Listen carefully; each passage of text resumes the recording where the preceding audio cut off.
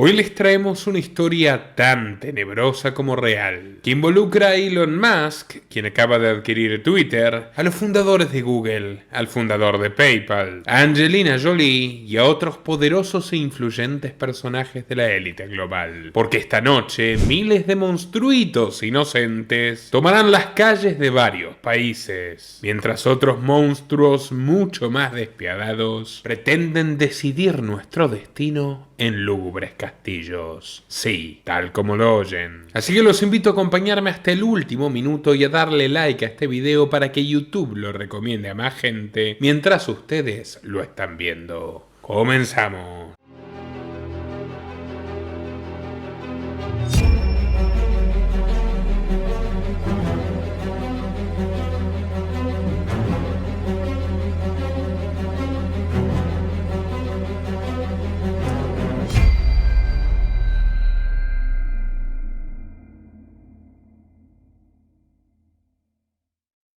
Aunque Estados Unidos sea la nación donde más se celebra, Halloween encuentra su origen en regiones mucho más remotas. Su nombre proviene de una frase inglesa, All Hallows Eve, que se traduce como la víspera de todos los santos. Ya desde la época de la iglesia primitiva, las principales fiestas del cristianismo, Navidad, Pascua, Pentecostés, incluían vigilias que comenzaban en la noche anterior. El Papa Bonifacio IV convirtió el panteón romano de Júpiter, Venus y Marte en una iglesia para el monacato y le dedicó a Santa María y todos los mártires el 13 de mayo de 609, exactamente la misma fecha que la Lemuria, la antigua fiesta romana de los muertos. Los historiadores antiguos ya vieron que el All Hallows Eve se asimilaba a un antiguo festival celta llamado Samhain, que el 31 de octubre celebra el fin del verano y la cosecha, prendiendo hogueras que servían para quemar la paja, alejar las enfermedades y ofrecerle un tributo al rey de los muertos. Alrededor del año 800, en un acto de sincretismo religioso, iglesias de Irlanda y Northumbria celebraron la fiesta de todos los santos en aquella fecha, conmemorando a sus muertos al inicio del invierno y comenzando a entremezclar las tradiciones cristianas y paganas. Para fines del siglo XII, en Inglaterra, Gales, Flandes, Baviera y Austria, los pregoneros ya desfilaban de negro tocando sus campanas eclesiásticas y llamando a todos los buenos cristianos a recordar a las pobres almas del purgatorio, mientras grupos de niños humildes iban de puerta en puerta ofreciendo oraciones para los muertos a cambio de recibir pasteles de alma, marcadas con una cruz en el centro. A esta tradición se la llamaba Sauling, por Saul Cakes, y fue el antecesor del famoso Trick or Treat, dulce o truco, que los niños disfrazados de la actualidad ofrecen a sus vecinos. En Gran Bretaña esas costumbres fueron duramente atacadas durante la Reforma, cuando los protestantes señalaron con antorchas que el purgatorio era una doctrina papista, completamente falsa e incompatible con el dogma de la predestinación. La teología de la víspera de todos los santos tuvo que ser redefinida. Lo que honraban los católicos no eran las almas del purgatorio en su camino al cielo, sino los espíritus malignos. Así fue que desde el siglo XIX, calvinistas y anglicanos empezaron a prender faroles de calabazas y nabos ahuecados para ahuyentar a los fantasmas en aquella víspera. Los hogares católicos de Irlanda, Bélgica, Baviera y el Tirol copiaron la costumbre pero dándole otro significado. Llamaron a sus faroles luces del alma, porque servían para guiar en esa noche a los queridos difuntos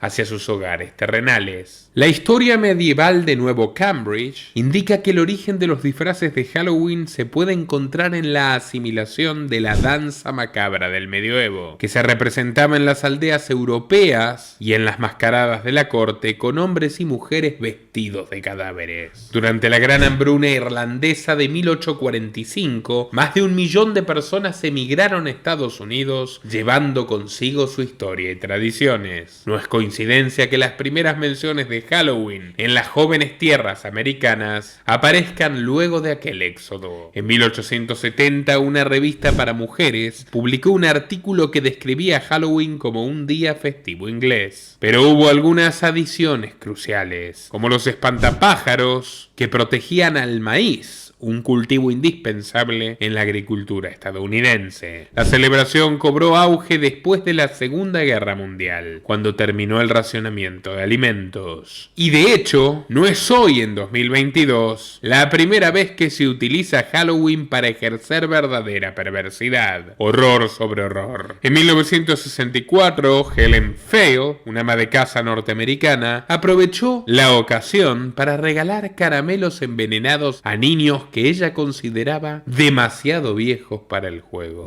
También se ha utilizado para otro tipo de abominación, una abominación estatal. Es bastante normal que se utilicen fechas festivas, donde todo el mundo está distraído, para tomar oscuras decisiones políticas que deben pasar desapercibidas.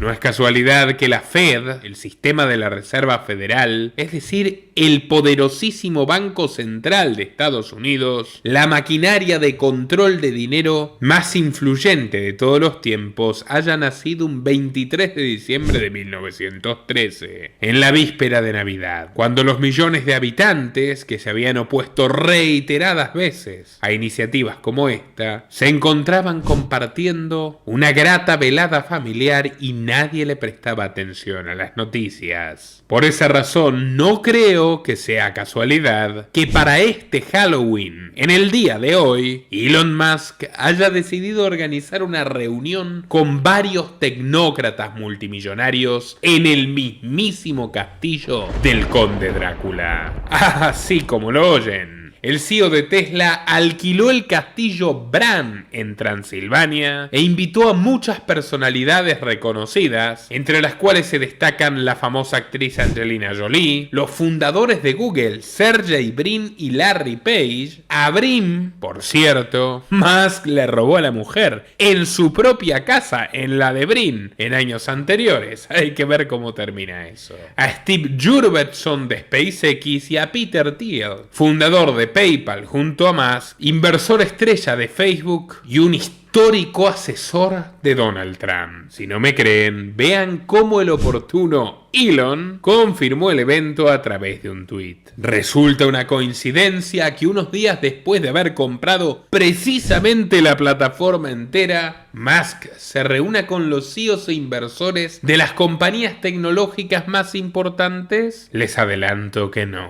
Hasta el propio castillo que los congrega contiene un pasado sombrío, digno de Halloween. El castillo de Bran, Castelul Bran en rumano, se encuentra a 25 kilómetros de la ciudad de Brasov, en la región histórica de Transilvania, cerca de la frontera con Valaquia. Fue construido en 1212 por la Orden Teutónica, destruido por la ola mongola en 1242 y reconstruido en piedra por los sajones bajo un acta emitida por Luis I de Hungría en 1377. Su verdadera fama reside en que fue el refugio del auténtico Drácula, el Drácula histórico, un hombre oscuro que inspiró al vampiro más temido, el rey de Valaquia, Vlad el Empalador. La fortuna del nombre Drácula surge de un malentendido. Su padre, el príncipe Vlad II de Valaquia, había ingresado en 1428 a la Orden del Dragón, la Sociedad de los Dragonistas, una agrupación de caballería monárquica para reyes y aristócratas, fundada en 1408 por Segismundo de Luxemburgo, rey de Hungría y Croacia y finalmente emperador del Sacro Imperio Romano Germánico. La sociedad fue diseñada según las órdenes militares de las cruzadas, requiriendo que sus iniciados defiendan la cruz y luchen contra los enemigos del cristianismo. En particular, los más importantes del momento, el Imperio Otomano. Desde que ingresó, Vlad II fue conocido como Vlad Dracul, ya que Drac significa dragón en húngaro, y de allí su hijo pasó a llamarse Vlad Draculea, hijo del dragón. Pero había un problema. En la mitología rumana no existía la figura del dragón, y el término Dracul designaba en realidad a Satanás. De manera que Vlad III para los rumanos se convirtió ni más ni menos que en el hijo del diablo. Y dada su sombría personalidad, no le molestaba en absoluto. Él mismo ya firmaba sus cartas como Dragulia o Draculia. En aquel entonces el temido Imperio Otomano, los abuelos de los turcos, se hallaba en plena fase de expansión por el sureste europeo. Grecia había sido sometida por ellos desde 1360, Serbia desde 1389 y Bulgaria desde 1396. Frente a estos aguerridos musulmanes se encontraban el reino de Hungría y los principados en los que entonces se dividía la actual Rumanía, Valaquia y Moldavia, junto a Transilvania, que era territorio húngaro. Las guerras de frontera se convirtieron en una constante. Entre 1438 y 1442, el castillo de Bran se utilizó como fortaleza ante el furioso advenimiento de las tropas enemigas, y en los breves periodos de paz se convirtió en un puesto montañoso de aduanas entre Transilvania y Valaquia. Vlad Draculia, el verdadero Drácula, vivió rodeado de una violencia extraordinaria, donde ejecuciones sistemáticas y represalias masivas estaban a la orden del día. Entre verdaderos ríos de sangre que brotaban de los pasillos de su propio palacio, se desarrolló su vida como una lucha constante por el poder absoluto. Tras la muerte de su progenitor y de su hermano más grande, se convirtió en un potencial reclamante del trono de Valaquia, pero tenía que disputar con otro candidato, Vladislav II, quien en septiembre de 1448 lanzó una campaña contra los otomanos. Aprovechando la ausencia de su oponente, Vlad Draculia, Drácula, traicionó a la orden de su padre e irrumpió en Valaquia al frente de un ejército otomano a principios de octubre. Pero su primer periodo duró un suspiro, porque semanas después, el famoso jefe militar húngaro, John Hunyadi, lo expulsó en compañía de Vladislav II. El 7 de diciembre, Drácula se exilió en la corte del sultán otomano, preparando su lenta venganza. 8 años después, a comienzos de 1456, con un nuevo ejército de mercenarios contratados en los más sórdidos confines de Europa, se dirigió hacia Valaquia para recuperar lo que creía suyo. Cerca de Tarskor fue interceptado por Vladislav y sus hombres, y los comandantes acordaron resolver la disputa de la manera más honrosa. En los espesos bosques de Rumanía, Drácula y Vladislav se enfrentaron en un combate cuerpo a cuerpo frente a sus ejércitos, hasta que el primero le asestó un golpe mortal a su enemigo y recuperó así Valaquia, dando inicio a uno de los gobiernos más siniestros y sanguinarios de la historia universal. La campaña de 1462 da cuenta de sus métodos. Ofendido por una avanzada turca de sus antiguos aliados, Vlad atravesó el Danubio para saquear el país búlgaro, que ya era uno de sus dominios. Y al conseguir éxito en su misión, le envió al rey húngaro Matías Corvino un hermoso regalo: 2 sacos llenos de orejas, narices y cabezas directamente extirpadas a los invadidos, que iban acompañados con una carta que decía: he matado a hombres y mujeres, a viejos y jóvenes, desde Ulisitsa y Novoselo hasta Zambit y Gigen. Hemos matado a 23.000 otomanos y búlgaros, y no cuento aquellos a los que les quemamos sus casas y cuyas cabezas no fueron cortadas por nuestros soldados. Terminemos juntos lo que iniciamos. Si Dios Todopoderoso escucha las oraciones y los ruegos de la cristiandad,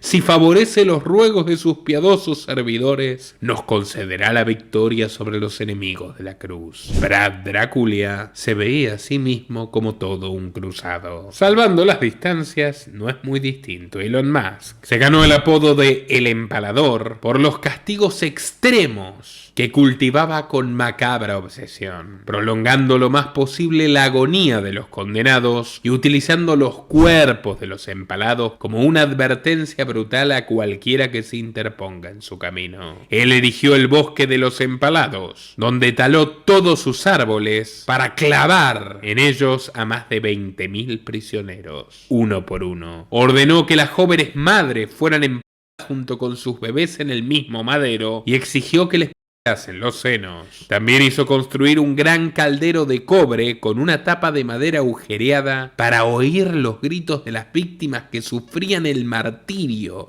del agua ardiente mientras allí la servían. Dicen además que los húngaros, cansados de su crueldad extrema, lo apresaron en el castillo de Bran, donde atrapaba ratas para cortarlas en pedazos o pegarlas en pequeños trozos de madera porque simplemente no podía privarse de la maldad. Una de las primeras fuentes de estas historias fue Niccolò Modruciense, quien se las mencionó al Papa Pío II en 1462, quien 2 años más tarde las incluyó en sus comentarios y junto con la reciente invención de la imprenta convirtió la historia de Vlad el Emparador en uno de los primeros bestsellers europeos. Para mejorar las ventas, se publicaron en libros con grabados en madera que en sus portadas mostraban a Vlad cenando en una mesa rodeado de personas agonizantes que yacían insertadas en sus postes afilados. Semejantes escenas cautivaron a un desconocido escritor irlandés llamado Abraham Stoker y encendieron tanto su imaginación que en 1897 acabaría publicando una novela gótica que todos ustedes conocen bien, El Conde Drácula. Fue Bram Stoker el primero en combinar la figura de Drácula con el vampirismo, ese género de criaturas sedientas de sangre que provienen del folclore rumano. Mientras tanto, María de Rumania, esposa de Fernando I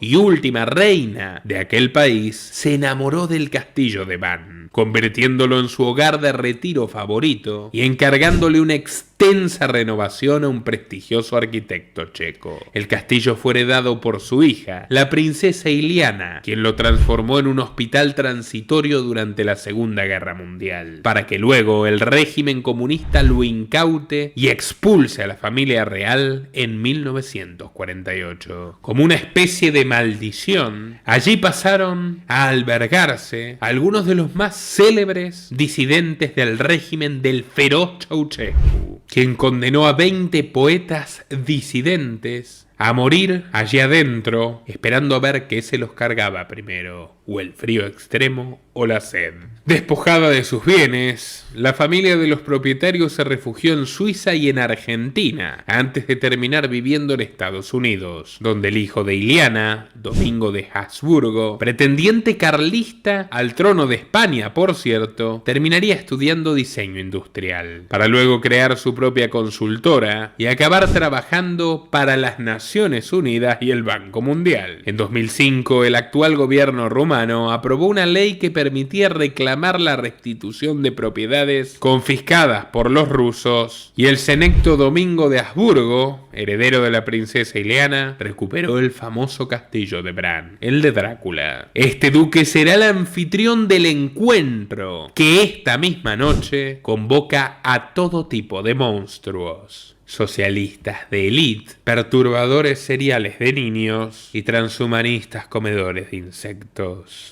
¿De qué se trata? Abran sus oídos, que viene lo mejor o lo peor. Repasemos la lista de invitados de esta reunión tétrica, que le hace honor a la frase de Shakespeare: el infierno está vacío porque todos los demonios están aquí. Obviamente, como protagonista principal se encuentra Elon Musk, el hombre más rico del mundo, un aventurero lunático e inescrupuloso que succiona los impuestos de los contribuyentes como una aspiradora. Y no me sorprendería que también estemos pagando esta fiesta. Por cierto, recientemente le dedicamos a Musk este profundo y divertido documental biográfico. Video muy recomendado si no lo han visto aún. El magnate sudafricano irá en compañía de Stephen Jurvetson, un ejecutivo estadounidense que no ahorra sonrisas para las fotos, pero que tiene fama de frialdad implacable. Jurvetson sirvió en la junta de Tesla, la fábrica de autos eléctricos inútiles de Musk, de 2006 a 2010, y también fue miembro de la junta de SpaceX, la compañía de naves espaciales del mismo dueño. Hoy Jurvetson ha bajado el perfil, afirma estar disfrutando de su familia y de un par de años sabáticos. No obstante, no fue una decisión voluntaria. Estuvo relacionada a uno de los peores escándalos corporativos del siglo, el cual delata su oscuro pasado, que hoy más que nunca lo persigue. Después de su segundo año en la escuela de negocios, un joven Stephen cofundó la firma de inversiones DFJ, Draper, Fisher y Jurvetson. Y su ascenso estelar se produjo cuando financiaron el proyecto de una adolescente rubia que terminaría convirtiéndose en una de las mujeres más controversiales de la historia universal, Elizabeth Holmes. También le dedicamos un video en diciembre. Holmes fue considerada la nueva Steve Jobs, una niña mimada de Silicon Valley, desde que en 2003 fundó Theranos, una empresa de tecnología de la salud que presentó la revolucionaria máquina Edison, una invención aparentemente prodigiosa que permitía realizar análisis de sangre para más de 1000 enfermedades con la extracción de apenas unas gotitas y sin necesidad de jeringa. Cabe destacar que lo hizo con la ayuda de su padre, un veterano agente de la agencia USAID,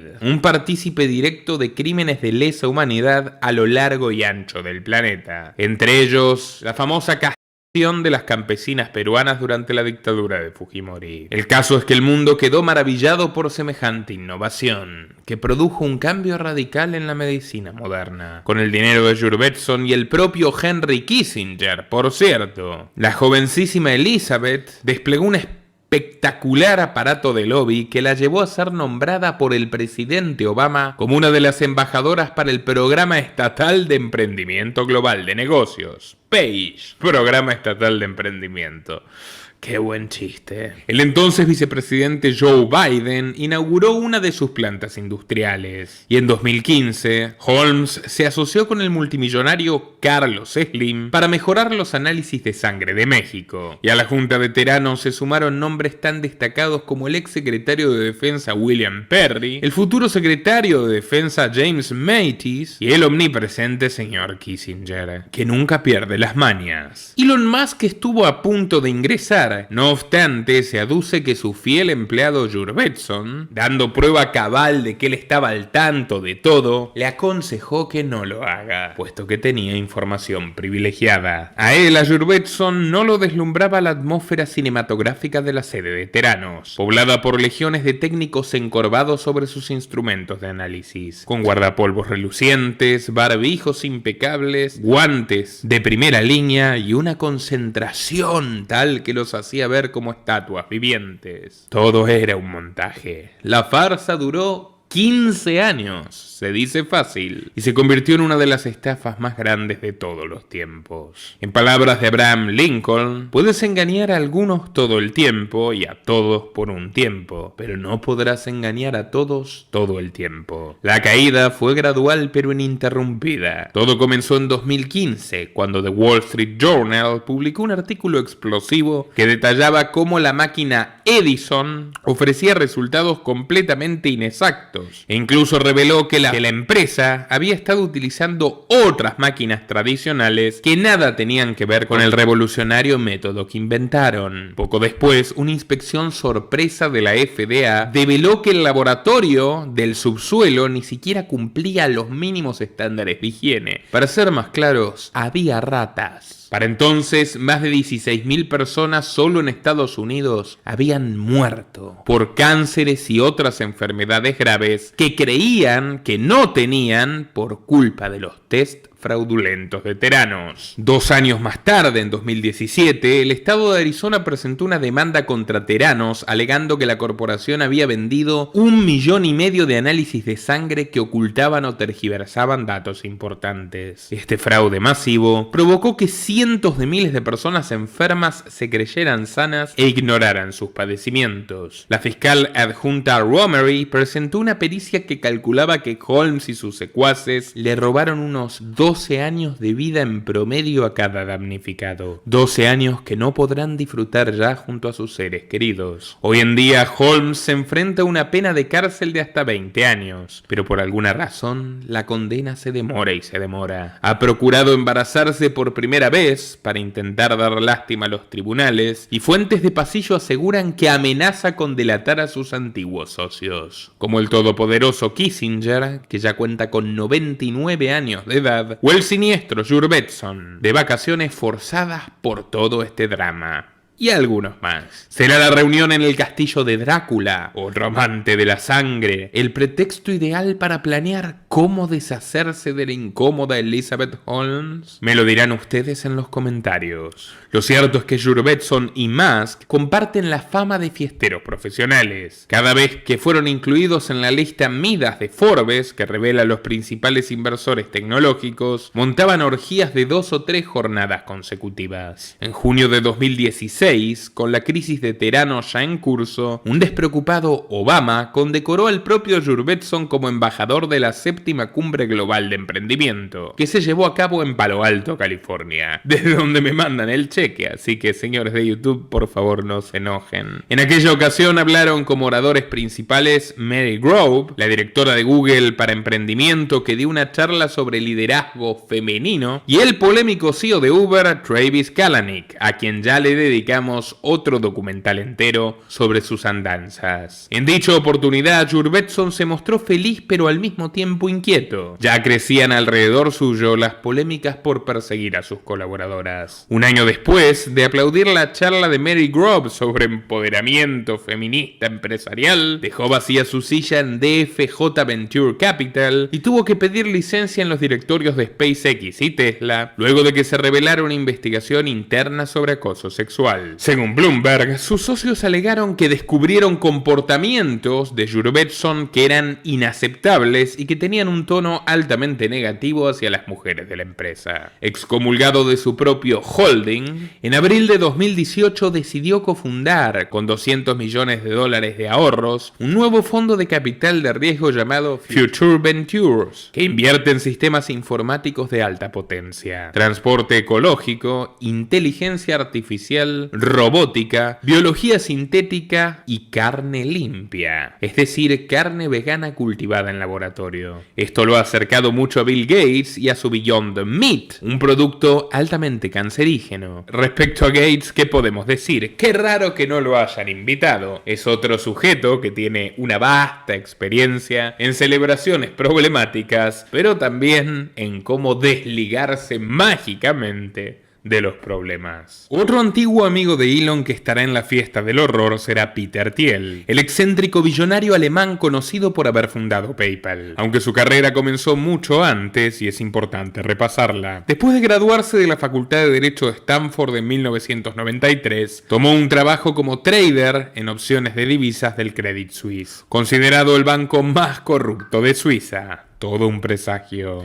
En febrero pasado, Credit Suisse se convirtió en el primer banco helvético en recibir un juicio penal, luego de descubrirse que una banda búlgara de tráfico de cocaína lavó 42 millones de francos suizos en sus cuentas a sabiendas del banco. Gracias al juicio se supo además que otros traficantes de drogas tenían cuentas. También un tratante de personas, un traficante de esclavos y un torturador. Mientras el Credit Suisse destruía documentos que los vinculaban a los oligarcas rusos putinistas, a quienes dieron préstamos para sus yates de lujo. Como ya les mencioné en el documental sobre nuestro queridísimo Papa Francisco, el periodista italiano Emiliano Fittipaldi reveló además que su Secretaría de Estado del Vaticano, su mano derecha, el cardenal Pietro Parolin, gestionaba en el Credit Suisse 650 millones de euros robados directamente del óvulo de San Pedro, donde se reúnen las donaciones anuales de los fieles de todo el planeta para combatir la pobreza en África. Ni siquiera una cuarta parte llegó a los niños hambrientos. El 77% de esos 650 millones fueron a parar a la cuenta de Parolin y Francisco en Suiza. Mientras ayudaba a dibujar los números de esta particular institución financiera, Peter Thiel también trabajaba como redactor de discursos para el ex secretario de Educación de los Estados Unidos, William Bennett. Además de su destacada labor fascistoide en el gobierno de Ronald Reagan, también fue director de la Oficina de Política Nacional de Control de Drogas bajo el mandato de Bush padre. Bennett sostuvo una posición firme y tradicional Nacional sobre la Reforma Educativa y le exigió a las universidades que hicieran cumplir rigurosamente las leyes sobre drogas, liderando requisas al filo de la legalidad en los campus de distintos centros educativos y secuestrando y encerrando por años a miles de jóvenes inocentes por fumarse un porro. Con frecuencia criticaba a las escuelas por sus bajos estándares de calidad y trataba de demostrar Bennett su severidad ética a través de libros como El niño educado, una guía para padres, o El libro del hombre, lectura sobre el camino de la virilidad, o El libro de las virtudes, una compilación de historias morales sobre el coraje, la responsabilidad, la amistad y otros ejemplos de valor. Su asistente Peter Thiel lo ayudó a escribir todo esto. Mediante Empower America, la organización que cofundaron, lucharon contra la proliferación de bingos y casinos en Estados Unidos. Lástima que la imagen de Bennett se vino abajo en 2003, cuando se hizo público que mientras predicaba sobre los valores familiares y la castidad, se había pasado años jugando y perdiendo millones de dólares de su familia en Las Vegas, rodeado de mujerzuelas y muchachitos imberbes. Terminó de sellar su destino en una entrevista radial al responderle un invitado: si quieres reducir al crimen, podrías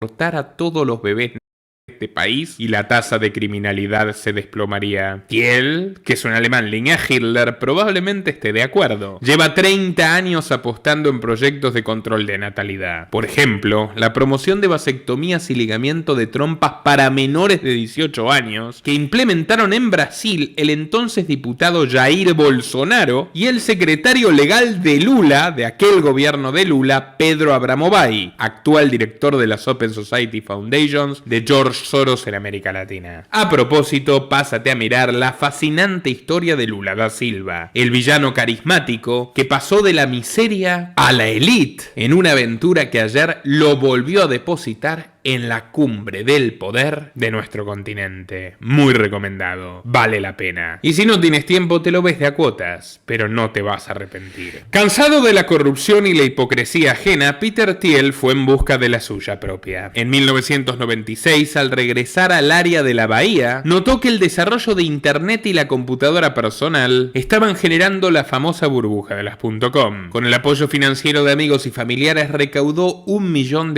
para establecer Thiel Capital Management y se embarcó en su carrera de capital de riesgo. Thiel se dio cuenta que podía desarrollar un software para la realización de pagos en línea. Así inició con Finity en el 98, que en marzo del 2000 se fusionaría con X.com del ambicioso Elon Musk y juntos darían lugar a PayPal. Musk fue CEO, pero luego Thiel lo derrocó durante su luna de miel y se convirtió, en sus propias palabras, en el don de la mafia de PayPal. Juntos se dedicaron a cerrar cuentas y a secuestrar fondos de todos los periodistas incómodos para el gobierno de Estados Unidos. El primero, Thierry Massois, investigador de los atentados de las Torres Gemelas. Más tarde caería Wikileaks. También realizaban espionaje ilegal a sus competidores, ordenaron el hackeo de la compañía rival Skrill y amenazaban a los clientes que le realizaban reclamos legales enviándoles mails anónimos con fotos de sus hijos. Literal, vendieron PayPal a eBay por $1.500 millones en octubre de 2002. Thiel, que ya estaba abiertamente vinculado a la CIA, invirtió $500.000 2 años más tarde en Facebook, convirtiéndose en el primer inversor externo y en el mecenas del joven Mark Zuckerberg, quien por cierto le había robado todo el proyecto a los hermanos Winklevoss, con los que compartió algunas tardes en la Universidad de Harvard. Luego Thiel creó una firma de recolección masiva de datos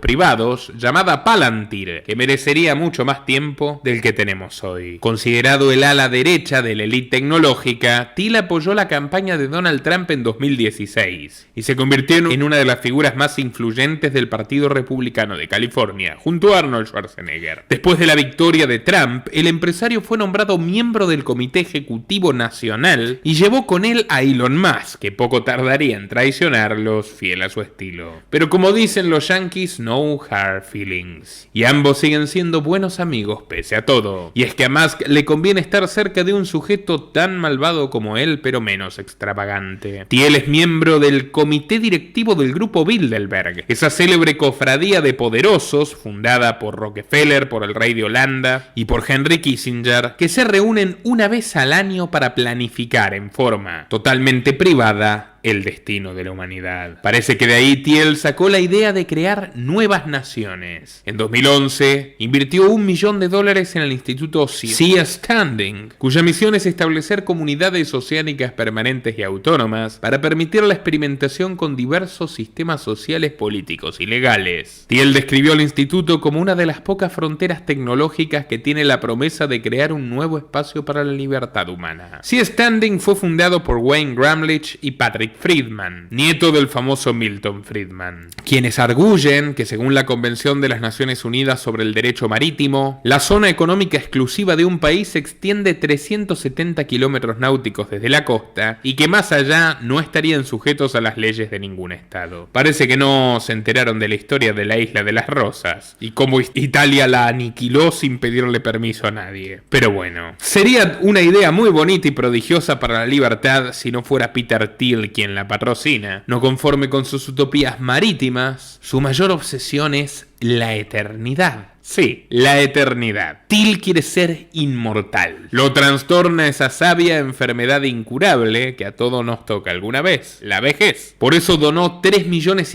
para fomentar la investigación por la vida eterna de la ONG Mathusalem Prize. Thiel admitió que se anotó para ser conservado criogénicamente después de muerto, como Walt Disney. Su cadáver estará inmerso en nitrógeno líquido a baja temperatura, con la esperanza de que pueda ser revivido por la tecnología médica del futuro. Esperemos que no le haya comprado algún proyecto a los amigos de Elizabeth Holmes, porque si no, pobrecito, no le va a ir muy bien. Juventud divino tesoro. Thiel está obsesionado con ella y no saben hasta qué punto. La BBC ha revelado que gasta miles de dólares al año en recibir transfusiones de sangre de adolescentes indigentes desesperados por dinero. No busquen más, señores, aquí está el auténtico vampiro y hoy estará bebiendo sangre junto a sus compinches en el castillo de Transilvania. No conforme con ello, en 2014 a través de su fundación, Thiel donó más de $1 millón a DeepMind, una startup británica adquirida por Google ese mismo año por 400 millones de libras.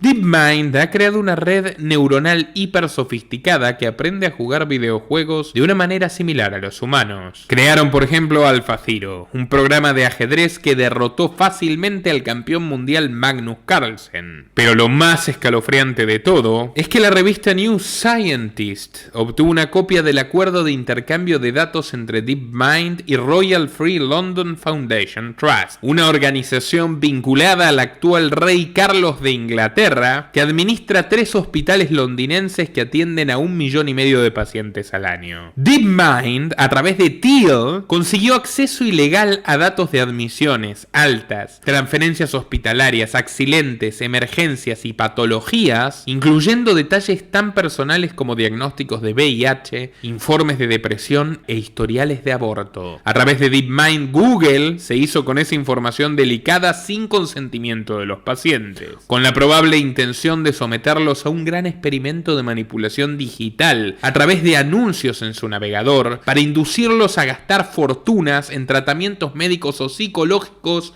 novedosos, auspiciados por sus clientes. No fue ni la primera ni la última vez que Google comete estos robos nefastos. En 2019 el propio Thiel, en una conferencia nacional de conservadores, le exigió al FBI y a la CIA que investiguen a sus amigos de Google por haber hecho contratos con el ejército chino, mientras se negaban a renovar su acuerdo con el Departamento de Defensa norteamericano. Se refería al proyecto Libélula, Dragonfly Project en inglés, que consistía en la construcción de una herramienta especializada que permite asociar las búsquedas web de los usuarios a sus números de teléfono personales para ayudar a la dictadura roja a monitorearlos incluso fuera del país. Los directivos de Google dijeron que habían suspendido el proyecto porque no tenían aviones para lanzar el software en China, pero más de 1,000 empleados revelaron que esto es mentira, escribiendo en un blog titulado "Somos empleados de Google, Google debe abandonar Dragonfly". Usan esta información para matar inocentes. Assange ya había dicho hace más de 10 años que China era el principal enemigo tecnológico de Wikileaks, porque cuenta con una agresiva y sofisticada tecnología de interceptación fuera y dentro de su país. La nación de Xi Jinping posee el sistema de vigilancia más brutal del planeta, y él la llama con orgullo la red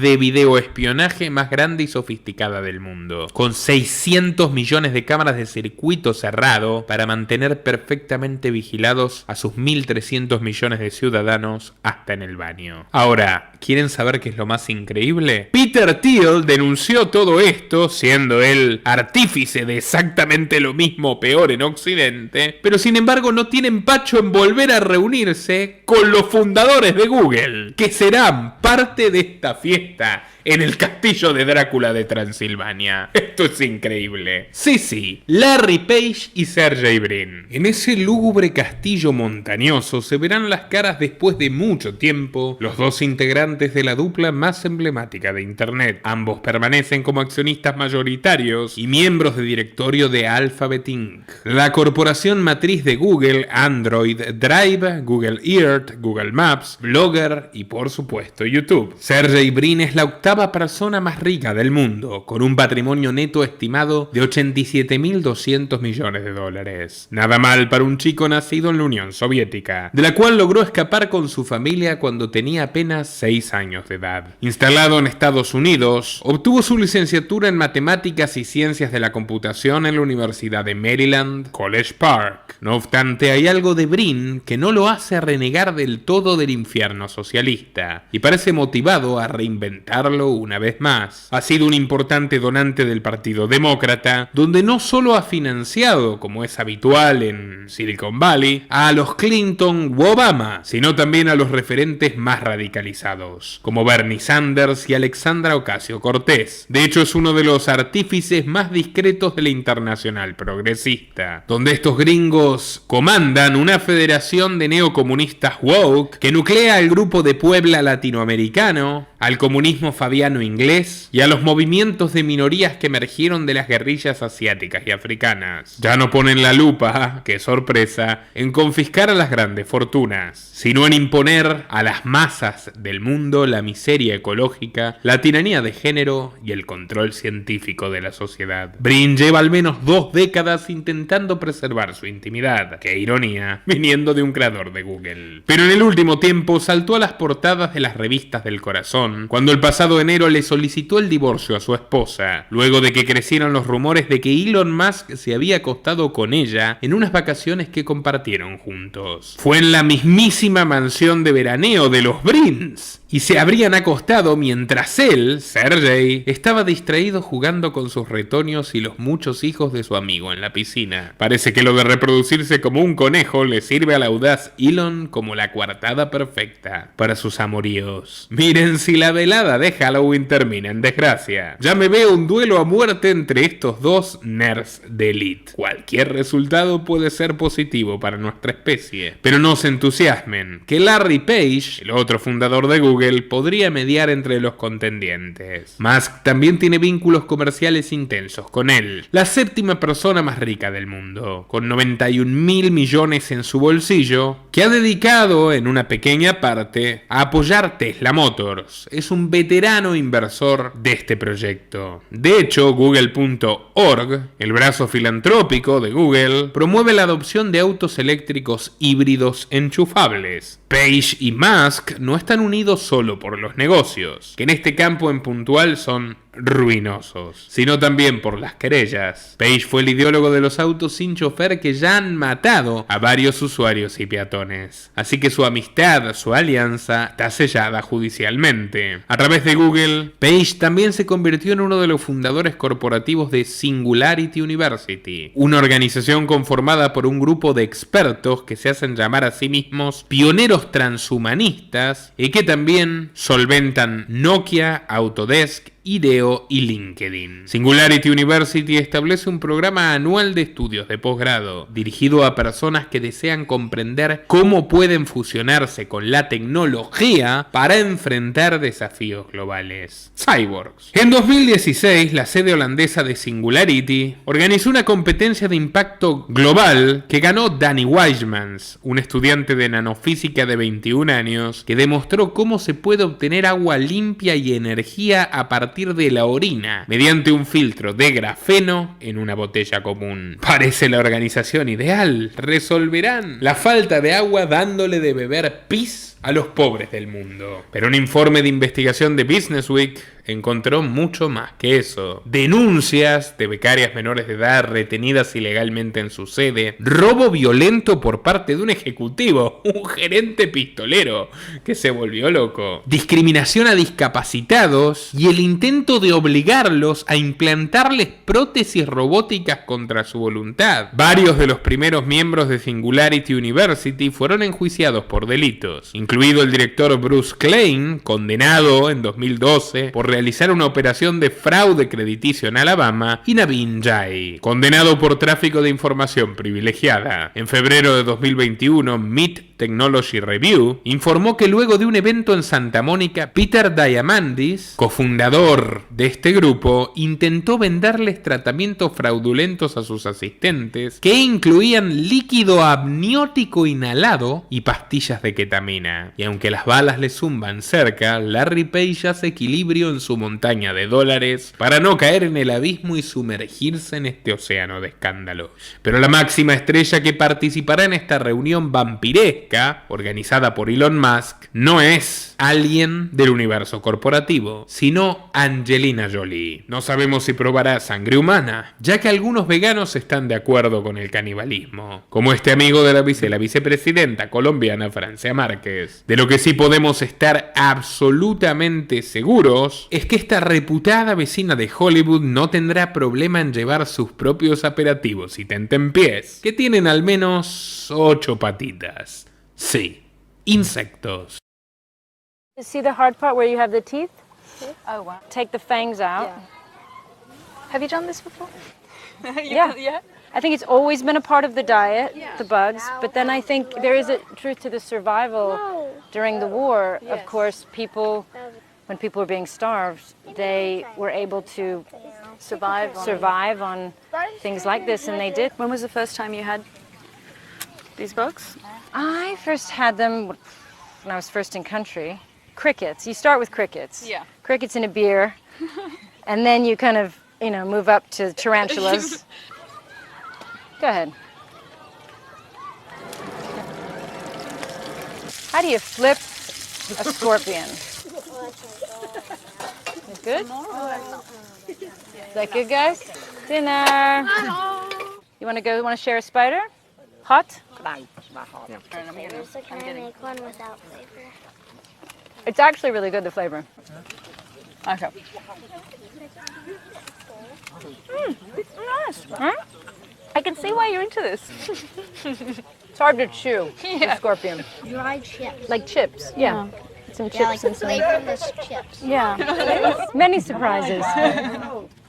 Y con esa misma boquita después besaba al pobre Brad Pitt. Podemos comprender muchas cosas a partir de esto. Esta promoción insectívora de la actriz está enmarcada en una de las principales propuestas del Foro Económico Mundial, que integran todos los presentes. En julio del 2021, Schwab publicó en su página web oficial un artículo titulado ¿Por qué necesitamos dar a los insectos el papel que merecen en nuestros sistemas alimentarios? Allí transmite sus clásicas preocupaciones maltusianas sobre la sobrepoblación, que todos los presentes en esta fiesta se dedican a mermar matando a sus anchas, y vaticina que para 2050 el suministro mundial de alimentos se agotará ante la presencia de 2.000 millones de personas nuevas, que la cría de insectos tal vez sea la última salvación. Por kilo de peso vivo, afirman, los insectos emiten menos gases nocivos que la mayoría de los animales de granja convencionales. Una vaca produciría 2.8 kilos de gases de efecto invernadero por cada kilo animal y los insectos en cambio solo 2 gramos. También consumen menos recursos que la ganadería tradicional. Para producir un solo gramo de proteína de insecto necesitarías 23 litros de agua. Para obtener ese mismo grano de proteína de ganado, 112 litros. Así que Davos y Angelina Jolie te invitan a dejar ese delicioso bistec, bife o como tú le llames, o escupir tu hamburguesa con con queso para probar las viscosas y sabrosas cucarachas de Davos. Y no es una coincidencia la relación entre los planes de Klaus Schwab y el estilo de vida de Angelina Jolie. Ella misma es miembro de Davos y fue oradora estelar en las ediciones de 2005 y 2006. Inspirada por la Millennium Promise de su amigo el economista Jeffrey Sachs, junto al cual creó la primera aldea del milenio de la ONU en Kenia. Una aldea que se ajusta a los 8 objetivos de desarrollo establecidos por la Agenda 21 de la ONU, predecesora de la Agenda 2030 que redactó Sachs, recordemos, asesor del Papa Francisco, y de George Soros. Junto con este nefasto sujeto, filmaron su propio programa de MTV llamado El Diario de Angelina Jolie y el Dr. Jeffrey Sachs en África, que lo filmaba recorriendo el oeste de Kenia y su aldea sostenible, con 6.000 habitantes, algunos de los cuales fueron secuestrados de sus poblados originales y colocados allí a punta de pistola. Nina Mank, autora de The Idealist, Jeffrey Sachs and the Quest to End Poverty, denunció que este sistema ha vuelto a los agricultores dependientes de productos carísimos como fertilizantes sofisticados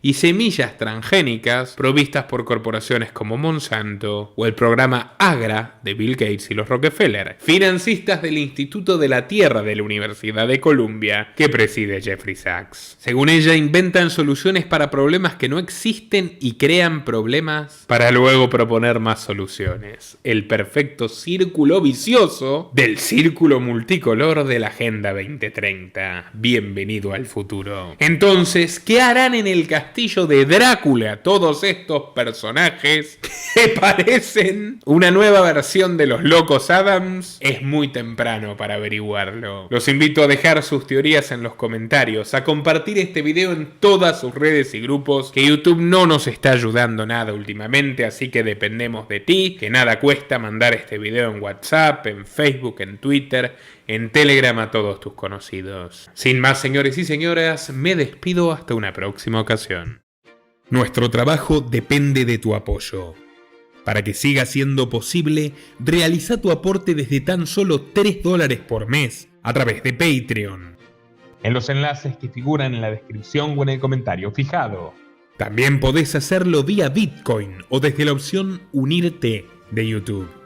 Y si estás en Argentina, elegí el medio de pago de tu preferencia a través de Mercado Pago.